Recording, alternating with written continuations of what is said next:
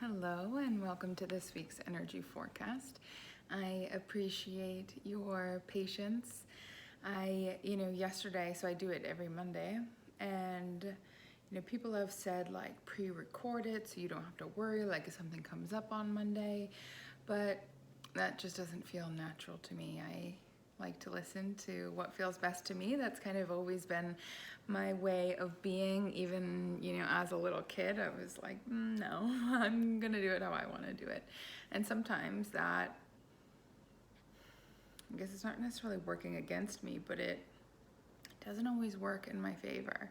So yesterday I had a bunch of sessions and I went to go prepare for this, meaning like blow dry my hair and sit down and do it.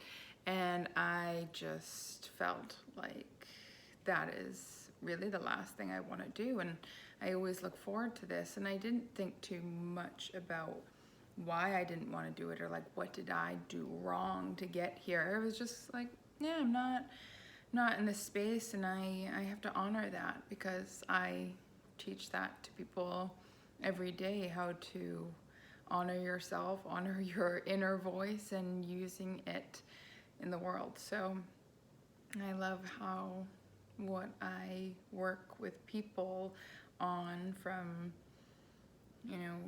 reclaiming or even finding your confidence to using your voice, or sometimes it's finding that voice within to really speak your truth. And me doing this a day late, and me, it's on the grand scheme of things is a big deal? No, but on an energetic level, what that communicated to me was I care more about how you feel than I do to produce content, to, put myself out there. Like I come first. I come before Reach Your Happy. I come before clients. I come before all, right? We all are ourselves comes before whatever it is we want to be doing in our lives. So that being said, I want to remind you that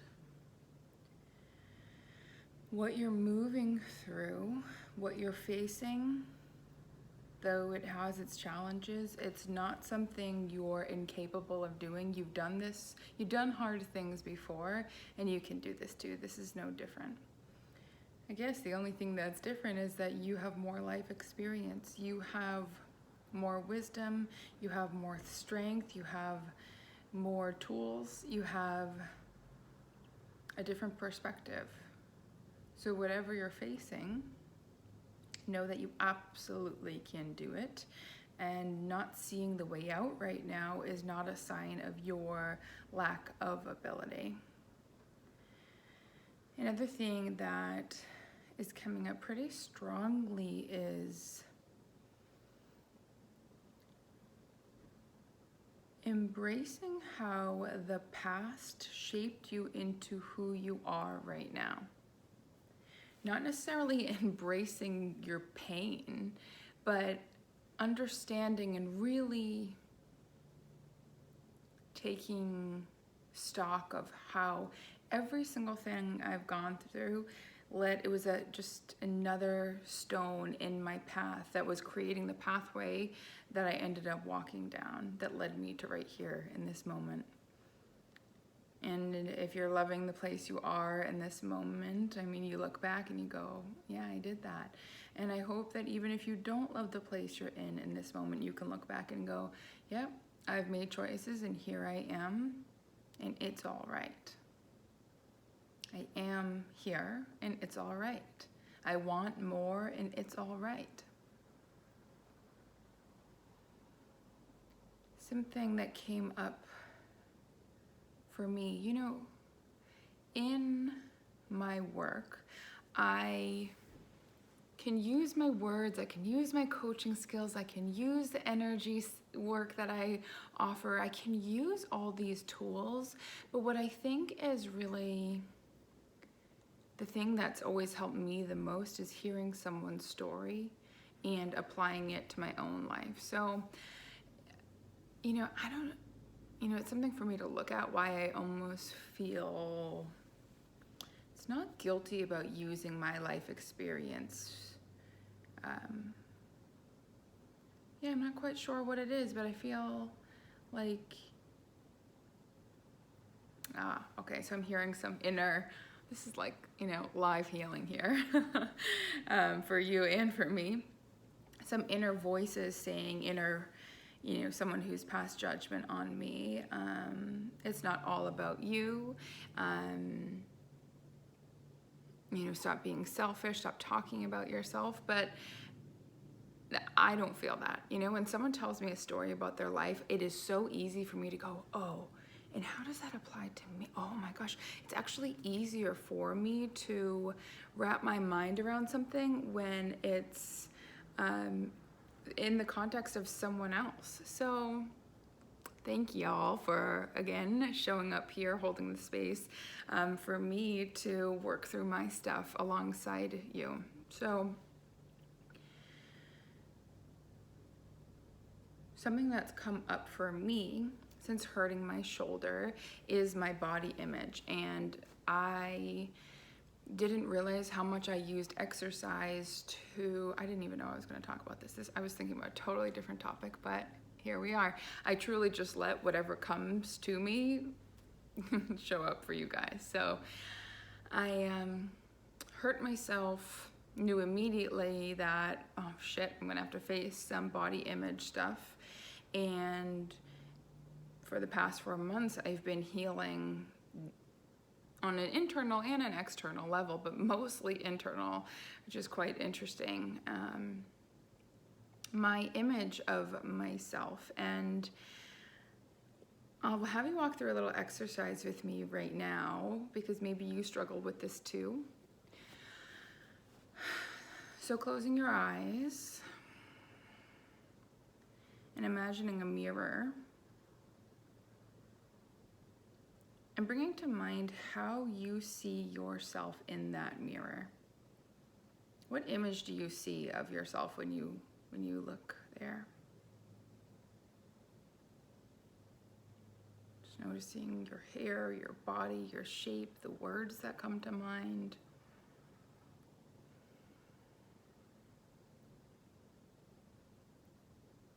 So you can come back now. And whatever image came to mind probably is not relevant to who you are today. So our body image gets formed between our awareness of our body and being self-conscious really gets formed in middle school, high school, this idea of who we are. And I know this, no, I'm gonna put that aside, never mind. So my image of myself, I have a very distinct image of what I look like, and that is how I believe I still look.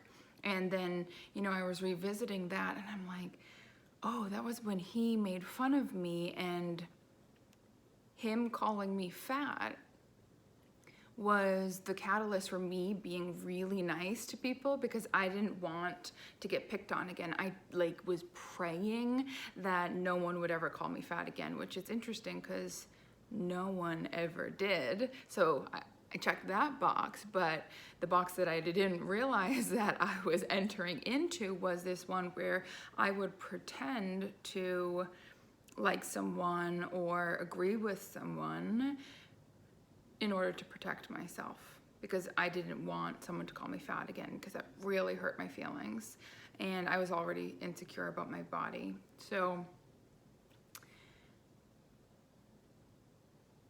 body image, how we see ourselves. I have been going through so many different layers of mom stuff, and happy Mother's Day to all the mamas out there, all the dog mom, all the versions of moms that there are. I believe all are mothers in some form or another. So happy Mother's Day. And with my mom having passed when I was 15 and Brad's mom passing just a couple weeks ago, it's been more than a couple weeks, but it feels like just yesterday, there's been a lot of mom stuff coming up. And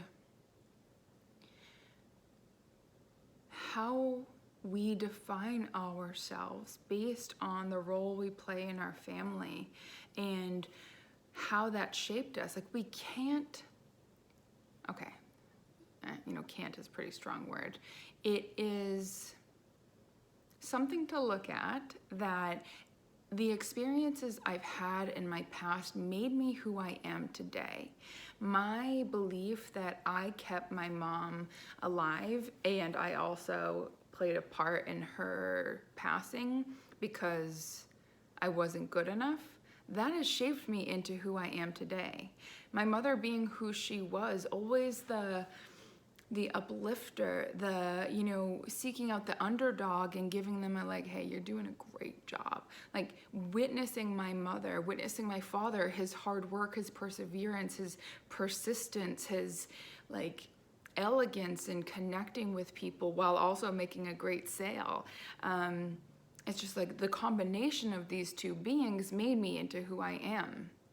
And for me to look back at my past and say like, oh, it just sucked, I wish that never happened, it's like, then that would be to say that I wish I never got here. And you may not be loving the place that you're currently residing, but it's not the end, right? This is just like a checkpoint in your life. It's like, we're going to the Dominican for Christmas, and it's like, if we were to, when we switch flights in Toronto, when we get to Toronto and we're like, all right, well, we're not at the Dominican yet, so like this really sucks, and like it's unfortunate we're here, and like I don't know how much more of this I can take. And it's like, Laura, it's a 2-hour layover, okay? This is just temporary. You're going to get to the next thing and the next thing, and we're going to be in the Dominican for 9 days. And I know on day like 8 and a half, I'm going to be like, I need to get back to my house. And then it's like, right? So it's like always this constant next. Very human. But remember that when you're in a really tough place or not loving like the state of my body right now, I'm not loving it. It's not, I love fighting. I love punching things really hard. I like the warrior spirit. I love that feeling. I love the fatigue afterwards. I love lifting. I love feeling strong. But my body is, in my inner world is saying like, hey, we got to rearrange some things. We need to bring some things to light. And I know I'm going to get there. But there's been times where I'm like, I should just call it quits. I should never go back. I don't want a black belt anyway. And it's like, whoa, hold on here. It's me being in Toronto saying, should we just turn back because we're not in the Dominican yet? And it's like, geez, we need to lighten up a little bit. So, I was going somewhere else with that. Oh, our past. So, thinking about my mom and, Mother's Day, which wasn't the saddest Mother's Day I ever had, which was fantastic, which is not a promise that other Mother's Days won't suck, but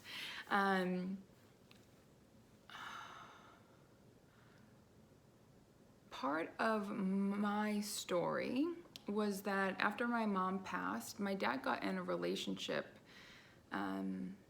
like a year to date to her passing, and I was just like, wait, what? I was 16, really not aware of like relationships, and I'm just beginning that kind of phase in my life, that part of my life. And I remember feeling like I needed to protect my mom, even though she was dead. It was like, this is too soon. You are betraying her. You are moving on, and to move on, it just feels really wrong to me. Like, we can't forget about mom.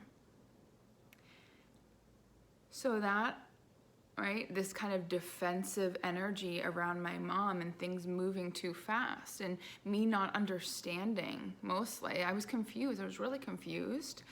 So this Sunday, Brad, my fiance, and I are talking, and just talking about, he's like, he made this comment like, our mothers are now untouchable.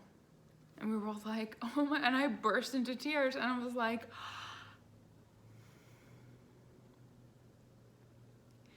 our mothers are untouchable. You know, we had been having a conversation before that about how we're so thankful that we don't have to protect them like we used to. And we're like, yeah, they're safe, they're safe. And then Brad said, I have something in my eye. I said in the last video too, what does that mean? Who knows what that means? Comment in it below if you know what that means. I think it was my right eye last time, or was it my left eye? Anyway. And Brad said, like, they're untouchable. Like, nothing can touch our mothers. Nothing can touch. There's nothing to defend here. There's nothing to protect. You know, Ellen, my mom, was who she was. People knew her to be really strong, really straightforward, loving, kind, honest, generous, and would put up with no shit. Right? Jenny, hilarious, just so fucking smart. Such a kind being, such a big heart, just willing to give you an ear, and she made you feel like you're the only person on the planet when you talk with Jenny. Like, no one can touch that. No one can come to me and be like, Laura, your mom was not that. And I have to be like, all right, what'd you say? Like, no, there's none of that. So my 15, 16-year-old self feeling like defensive of my mother, it's like, it really speaks to my level of brain development, right? Like, I was just a little baby. And so Brad and I talking about like that untouchable thing. And then I started to realize, we all have an untouchable part of ourselves. That is our innermost self, our innermost being. And so we had that conversation on Sunday. Monday, I have, most of my clients are women. I actually have 2 men that I work with, 2 wonderful men that I work with, but everyone else is female. So, I am often talking with women about remembering who they are, remembering their confidence, remembering how to use their voice, how to have boundaries, remembering their value, their inherent value. And, on Monday, one of my clients who, hey girl, hey, we were talking about this, and it was like, yeah, there is this part of you that can't be hurt, that can't be even seen, it's intangible. But witnessing my mom's passing and now Jenny's passing, that untouchable part of them is actually what remains. Like, their physical bodies are long gone. Their memory remains. The photos of them remain. Their items, I actually have, oh my God, I didn't even realize that. I have my mom's little beautiful diamond, I don't know what color, sapphire? Diamond. And this is Jenny's, dress shirt. Oh, I love it. Oh my gosh. So anyways, right, they're with me in ways. They're that untouchable part of them, that whole soul, spirit, who the love that they are remains. You have that inside of you, but you happen to also be a physical body, a physical human, right? Walking the planet still. So though you are physical, the most important thing about you is untouchable. No one can take that from you. No one. No one. Even when you die, God forbid you got murdered, okay? That's untouchable. Ooh, I have chills. So there's a lot of shit going on in the world. Yeah, terrible shit. There's also really wonderful shit going on in the world. Like, there's a part of me that almost feels guilty for loving my life so much sometimes. Like, I'm doing my sessions, like I sit down for sessions, you guys, and it's like my holy place. I am like, home, hi, me, you, what's up? This feels so good. Like, I am home. And that love comes through in sessions, I believe. I feel it anyway. Energy forecast, like, this is a space for me. I'm sweating. to show up and little hair adjustment, to be myself, to channel energy, to kind of sort through things that I don't get to do in session. I am starting teaching soon. I have a bunch of students signed up. I am making the outline for their certificates. I just fucking love my life. And there's people getting bombed and dying right now. And it's like, yikes, and it's like, wait a second. But those people being bombed, me, the next door neighbor, the grocery store worker, we all have a similar thing going on here, which is that untouchable part. But the accessory parts of life, I don't even know if that's the word I'm really going for. It's like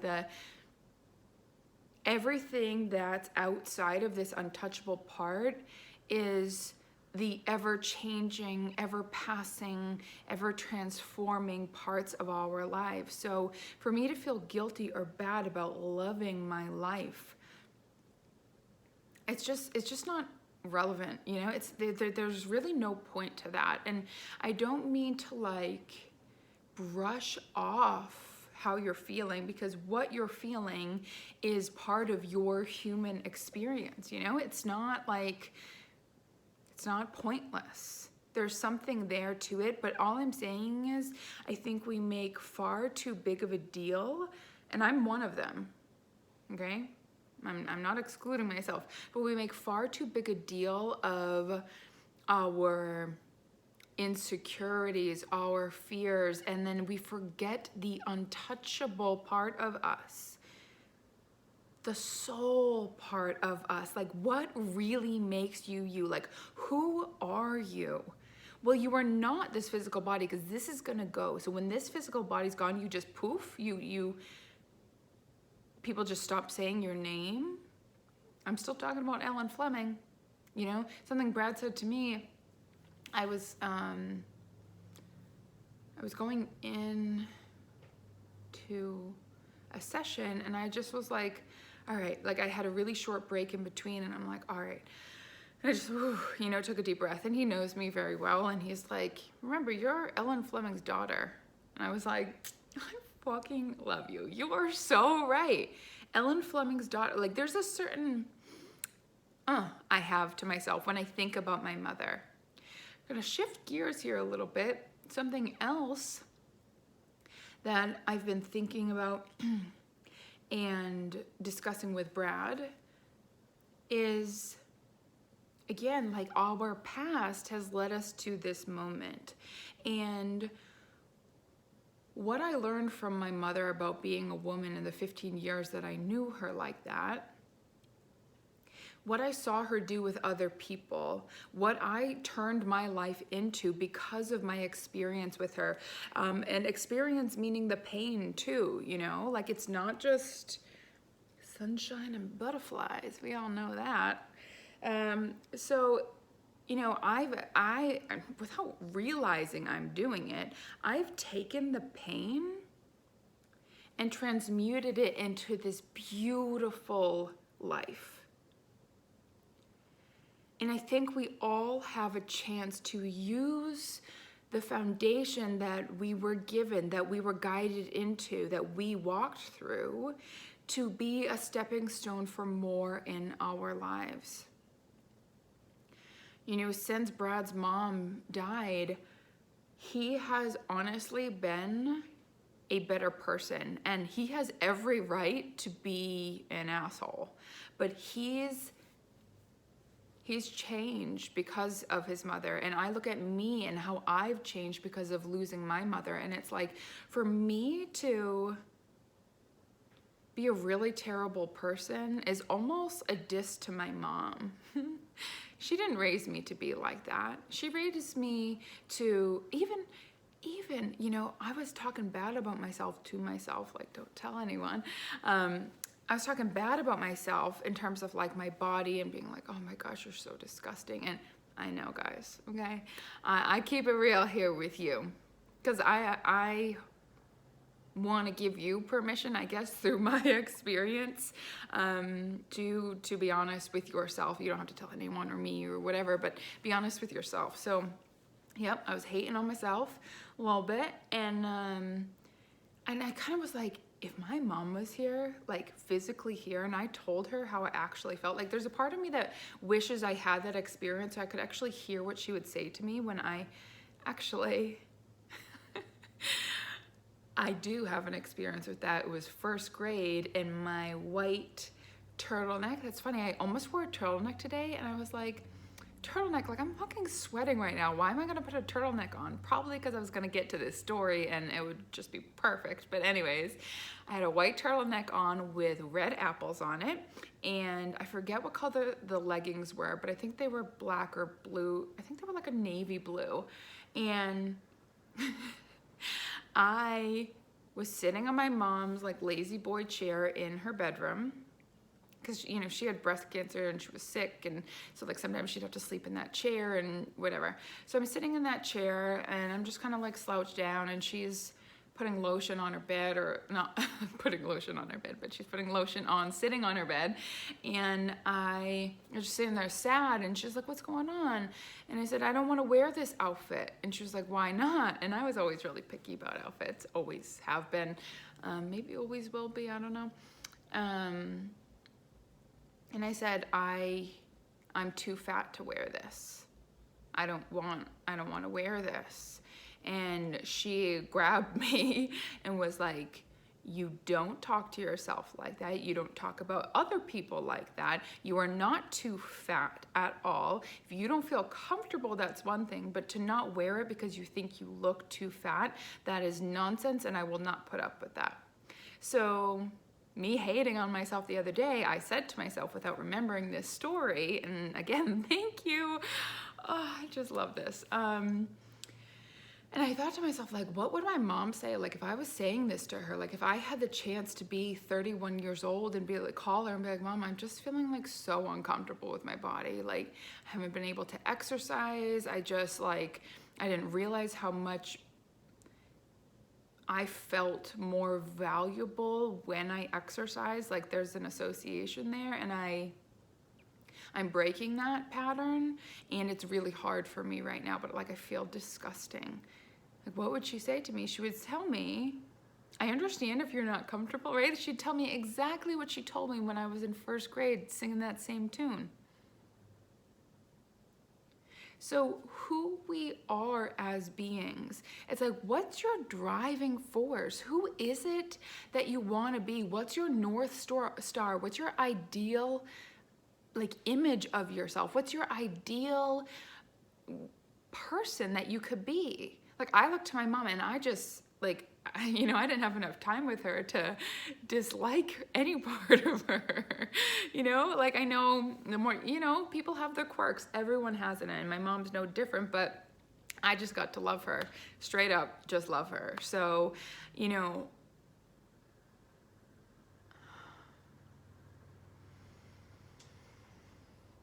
that is like such an incredible realization to have, that what I viewed as such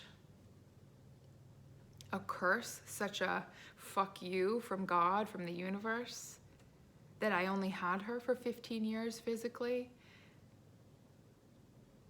But those 15 years were just filled to the brim with love, and I am so fortunate to have had that experience.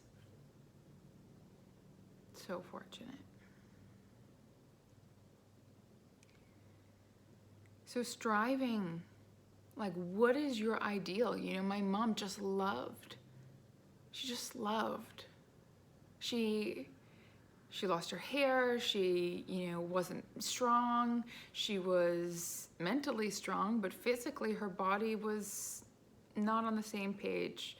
And yet she still loved. Like that's an ideal for me to strive for. Like I just want to love. That sounds really fucking good to me. And so then you think about like your ideal body, your ideal job, your ideal being to strive to be. And you make choices, you make maybe very specific goals for yourself that will guide you to being that. But you got to make the steps so tiny that they're doable. They're not even just doable, you want to do them.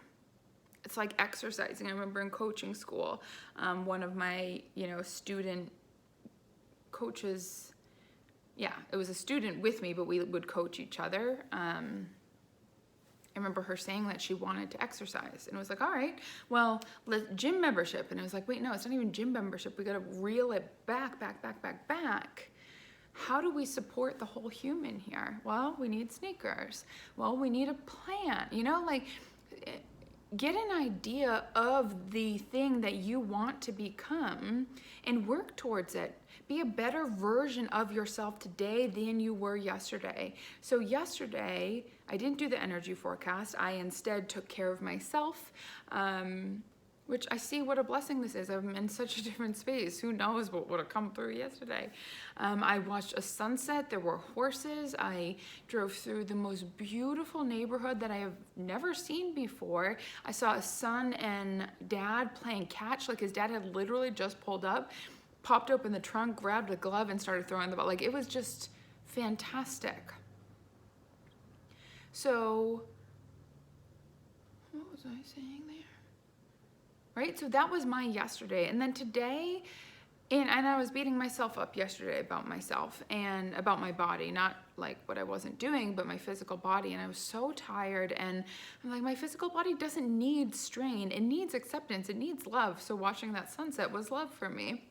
So today, Brad and his dad and I were gonna go for a bike ride. His dad ended up switching plans a little bit, so Brad and I went, and we just had such a nice time, and my body was still tired. I've been bicycling, and my quads are just so sore from really lack of lifting and what have you for so long now. My body's just kind of waking up again. Even though I've been walking, it's just much different bicycling.